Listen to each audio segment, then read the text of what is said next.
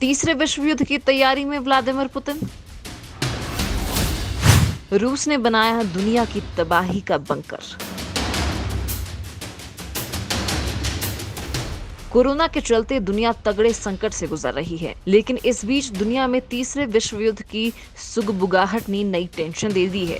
चीन की दादागिरी को शांत करने के लिए अमेरिका तेजी से आगे बढ़ रहा है, तो इसी बीच दुनिया की सबसे बड़ी परमाणु ताकत रूस ने तीसरे विश्व युद्ध की अपनी तैयारी को तेज कर दिया है। रूस के राष्ट्रपति व्लादिमीर पुतिन ने देश के 6,375 परमाणु बमों को नियंत्रित करने के लिए एक अत्याधुनिक सुरक्षा उपायों से लैस न्यूक्लियर कमांड पोस्ट का निर्माण किया है। पहाड़ों के बीच बना ये रूसी न्यूक्लियर कमांड पोस्ट तीसरे युद्ध के दौरान परमाणु बम के हमले को भी झेल जाएगा और काम करता रहेगा। पुतिन ने कहा है कि ये न्यूक्लियर कमांड पोस्ट लगभग बनकर तैयार हो गया है। इस कमांड सेंटर के जरिए परमाणु हमले की सूरत में भी रूस अपनी न्यूक्लियर बम को कंट्रोल कर सकता है। रूस का ये बहुत बड़ा दावा है, लिहाजा इस न्यूक्लियर अटैक से बचने वाली कमांड के बारे में जानना बेहद जरूरी है। दोस्तों, रूसी राष्ट्रपति पुतिन ने अपने रक्षा प्रमुखों से कहा है कि वो अपनी नियंत्रण प्रणाली को लगातार अपग्रेड करते रहे, फिर चाहे वे आज कितना भी अपग्रेड क्यों ना हो। रूस दुनिया की सबसे बड़ी परमाणु ताकत है। रूस के पास 6,375 परमाणु बम हैं, जबकि अमेरिका के पास 5,800 परमाणु बम ही हैं।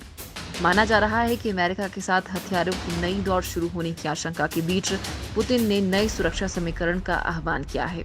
पुतिन ने पिछले दिनों रक्षा प्रमुखों के साथ बैठक में कहा कि रूस की सैन्य सुरक्षा में न्यूक्लियर ट्रायड हमेशा से ही सबसे महत्वपूर्ण और प्रमुख गारंटी बना रहेगा।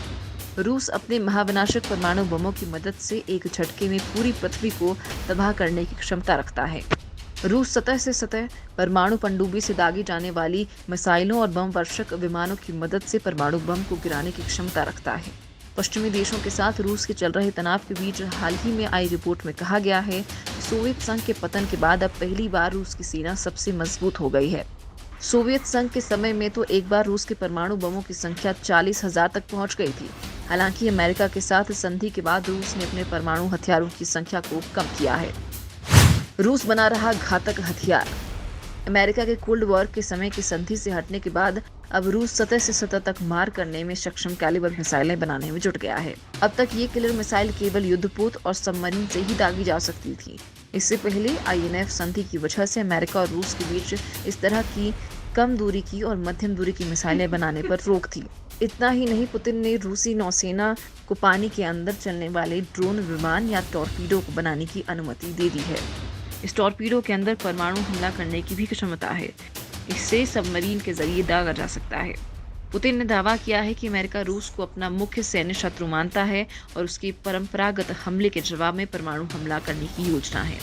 उन्होंने ये भी कहा कि हथियारों पर नियंत्रण की प्रणाली कमजोर हो रही है। अमेरिका के इसी खबर से निपटने के लिए रूस ने जमीन के अंदर इस बंकर का निर्माण करवाया है। उन्होंने कहा कि सभी उपकरण और संचार प्रणाली उसी तरह से आसान और विश्वसनीय होना चाहिए जैसे AK-47 राइफल है। पुतिन का मानना है कि देश पर परमाणु हमला होने पर इस बंकर की मदद से जवाबी परमाणु हमला किया जा सकेगा। रूस के पास पहले से ही 2 न्यूक्लियर कमांड सेंटर मौजूद हैं। इनमें से एक उत्तरी यूराल की पहाड़ियों में और दूसरा दक्षिणी यूराल की पहाड़ियों में यमनताऊ में है। रूस के पहाड़ के नीचे बने इन बंकरों को तबाह करने के लिए America B6111 nuclear bunker buster bomb बना रहा है। ये परमाणु अगले साल तक बनकर तैयार हो जाएंगे। यही नहीं, रूस की तरह से ही अमेरिका ने अमेरिकी वायुसेना के चयन माउंटेन कॉम्प्लेक्स में एक बंकर बनाया हुआ है। रूस का ये परमाणु कमांड बंकर अमेरिका के सबसे निशाने पर सबसे ऊपर है। रूस के बंकर इस तरह से बनाए गए हैं कि परमाणु हमला होने की सूरत में भी उनका संपर्क बना रहे। माना जाता है कि उत्तरी यूराल की पहाड़ी में बना बंकर ग्रेनाइट की 1000 फुट मोटी चट्टान के नीचे बनाया गया है। रूस का दूसरा परमाणु बंकर माउंट यमनताऊ में है, जो 3000 फुट मोटी चट्टान के नीचे बनाया गया है। ये काफी विशाल है।